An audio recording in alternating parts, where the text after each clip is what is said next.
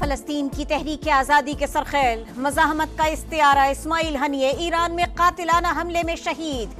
عرب media کے مطابق Hamas سربراہ کو ایرانی دارالحکومت میں گائیڈڈ میزائل سے نشانہ بنایا گیا۔ حملہ ایرانی وقت کے مطابق رات 2 بجے ہوا۔ نماز جنازہ کل تہران میں ادا کی جائے گی۔ تدفین جمعے کو دوحہ میں ہوگی۔ اسماعیل ہنیے ایرانی صدر کی تقریب حلف برداری میں شرکت کے لیے تہران میں موجود تھے۔ حملہ کس جگہ سے ہوا؟ ایران نے اسماعیل ہنیے کی شہادت کی تحقیقات شروع کر دی۔ نتائج جلد سامنے لانے کا اعلان۔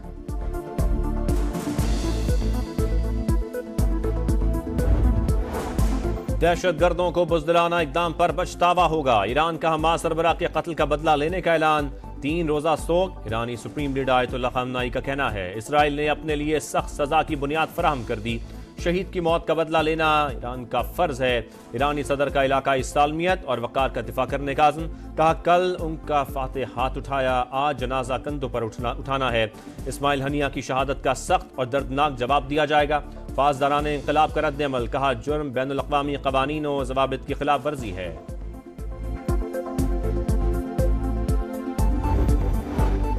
اسماعیل ہنیے پر حملہ اسرائیل کی کارروائی، قتل کا بدلہ لیا جائے گا، حماس کا اعلان۔ کہا دشمن اپنے مقاصد حاصل نہیں کر سکے گا، بیت المقدس آزاد کروانے کے لیے جنگ جاری رہے گی۔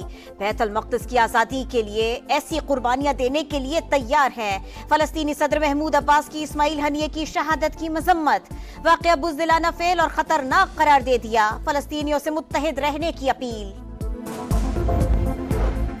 اسماعیل ہنیہ کے قتل میں ملوث نہیں، امریکہ کا انکار۔ وزیر خارجہ اینٹنی بلنکن کا کہنا ہے حماس سربراہ کے قتل سے متعلق معلومات نہیں، قیاس کرنا بہت مشکل ہے۔ کشیدگی میں کمی جنگ بندی سے ہی ہو سکتی ہے، اگر اسرائیل پر حملہ ہوا تو دفاع کریں گے۔ امریکہ کا صہیونی ریاست کو مکمل تحفظ دینے کا اعلان۔ وزیر دفاع لوئڈ آسٹن نے کہا کشیدگی کو کم کرنے کی کوشش کر رہے ہیں۔ اسرائیل کی مکاری حملے پر چپ سادھ لی، اسماعیل ہنیہ کا خاتمہ کر دیا۔ اسرائیلی سرکاری میڈیا کی طرف سے تصویر جاری۔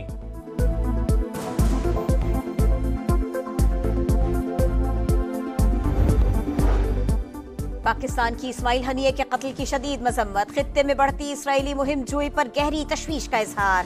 ترجمان دفتر خارجہ کے مطابق ماورائے عدالت قتل بھی دہشت گردی میں شامل ہے۔ تازہ کارروائیاں پہلے سے عدم استحکام کا شکار خطے میں ایک خطرناک اضافہ ہے۔ ایسی کارروائی امن کی کوششوں کو نقصان پہنچاتی ہے۔ حماس سربراہ اسماعیل ہنیہ کی شہادت پر عالمی برادری کا اظہار افسوس۔ چین کا کشیدگی کم کرنے کے لیے غزہ میں جنگ بندی پر زور۔ روس نے حماس رہنما کے قتل کو ناقابل قبول اور سیاسی قرار دیا۔ کہا اسماعیل ہنیہ کا قتل کشیدگی میں مزید اضافے کا باعث بنے گا۔ ترک صدر نے کہا اسرائیل امن نہیں چاہتا، غزہ جنگ خطے میں پھیلانا چاہتا ہے۔ قطر، ملیشیا، جرمنی اور دیگر ممالک کی بھی اسماعیل ہنیہ کی شہادت کی مذمت۔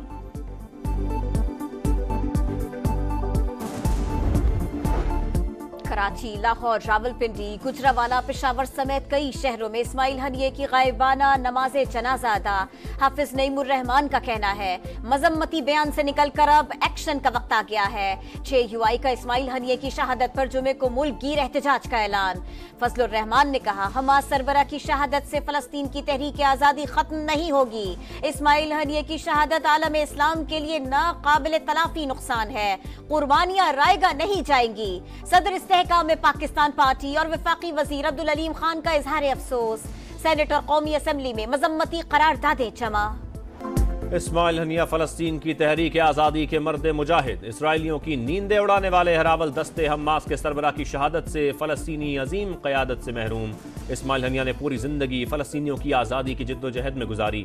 3.5 سال اسرائیل کی قید میں بھی رہے۔ 2006 میں فلسطین کے وزیر اعظم رہے۔ 2017 میں حماس کا سیاسی سربراہ مقرر کیا گیا۔ رواں برس عید الفطر کے موقع پر اسرائیلی حملے میں اسماعیل ہنیہ کے 3 بیٹے اور 4 پوتے شہید ہوئے۔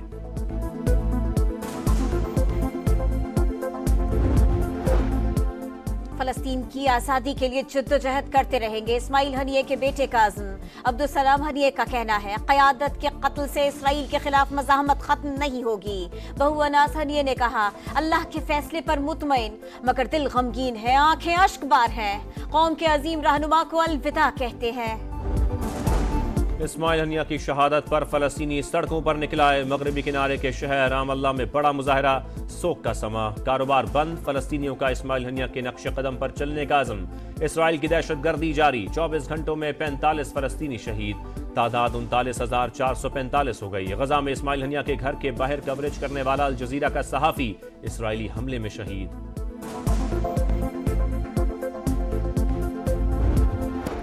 قومی اسمبلی کی قائمہ کمیٹی نے الیکشن ایکٹ ترمیمی بل کی منظوری دے دی۔ حق میں 8 اور مخالفت میں 4 ووٹ پڑے۔ JUIF کے رکن نے ووٹنگ میں حصہ نہیں لیا۔ PP ارکان کی اجلاس میں عدم شرکت۔ وزیر قانون اعظم نذیر تارڑ نے کہا، کسی کو لگتا ہے یہ عدالتی فیصلے میں مداخلت ہے تو لگتا رہے، پارلیمنٹ کے اندر مداخلت کی اجازت نہیں دے سکتے۔ بل جمعے کو منظوری کے لیے قومی اسمبلی میں پیش کیا جائے گا۔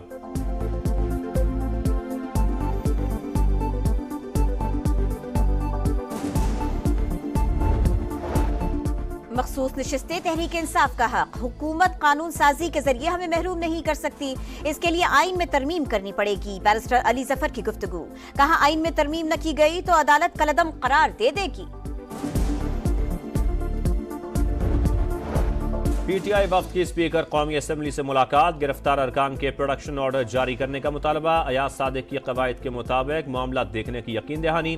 عمر ایوب نے کہا، ہاؤس مکمل نہیں، ملک سے کھلواڑ نہ کیا جائے، لگتا ہے ملک میں کوئی قانون نہیں۔ اسد قیصر نے کہا، حکمران چند روز کے مہمان ہیں، چودھری امتیاز کو کچھ ہوا تو حساب DPO سے لیا جائے گا، چیف جسٹس معاملے کا نوٹس لیں۔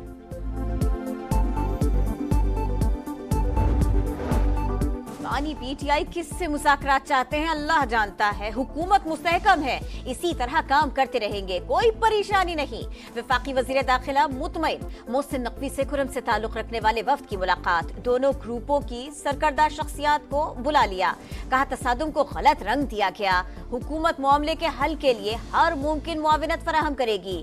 بلوچستان میں دھرنا صوبائی معاملہ ہے، رابطے میں ہے۔ پولیو کے خاتمے کے لیے ریاست کے ذخائر بروئے کار لائے جائیں، سیکیورٹی چیلنجز والے علاقوں میں ویکسین کی فراہمی یقینی بنائی جائے۔ وزیر اعظم کی انسداد پولیو ٹیم سے ملاقات میں گفتگو، کہا پاکستان کی پولیو کے چیلنجز کا سامنا کرنے والے 2 ممالک میں شمولیت تشویشناک ہے۔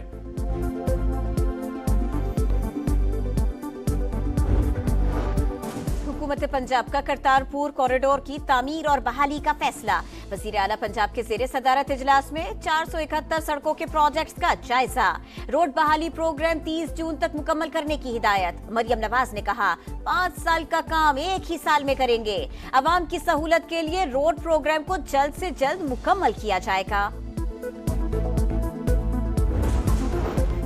راولپنڈی میں جماعت اسلامی کا 6 روز بھی دھرنا، حکومت سے مذاکرات کا دوسرا دور، کوئی پیش رفت نہیں ہوئی، ٹیکنیکل کمیٹی کے ارکان کی بھی شرکت۔ امیر مقام نے کہا، چاہتے ہیں دھرنا ختم ہو، ہم اپنے وسائل میں رہ کر جو کر سکے وہ کریں گے۔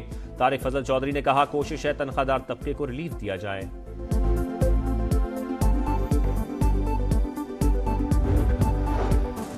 پاکستان کے خلاف سوشل میڈیا پر پروپیگنڈا کرنے والوں کے خلاف UAE کا ایکشن، کئی افراد کو جیل بھیج دیا گیا، مقامی قوانین کے مطابق عمر قید کی سزا سنائی گئی۔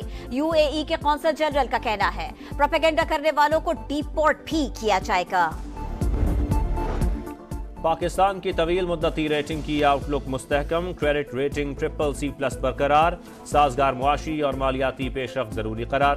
اسٹینڈرڈ اینڈ پورس کا پاکستان کی معیشت میں بہتری کا اعتراف، رپورٹ کے مطابق پاکستان کے ڈیفالٹ کرنے کے خطرات کم ہو گئے۔ سعودی عرب، UAE اور چین کے ساتھ قرضوں کے رول اوور ہونے کا امکان، سیاسی انتشار کے باعث غیر یقینی صورتحال برقرار رہے گی۔